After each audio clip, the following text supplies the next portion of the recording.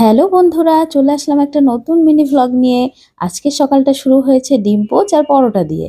নাস্তা করে তারপর রান্নার কাছে চলে গেলাম। আজকে দুপুরে একটা ভর্তা করেছি, পটল ভর্তা। পটলের সাথে পটলের খোসাগুলোও কিন্তু দিয়ে দিয়েছি। এভাবে তোমরা একদিন ভর্তা করে খেয়ে দেখো, গরম ভাতের সাথে এই ভর্তাটা খেতে ভীষণ মজা লাগে। এরপর তো একটা চিকেন কারি করে নিলাম, কারণ শুধু ভর্তা দিয়ে তো আর ভাত খাওয়া যায় না।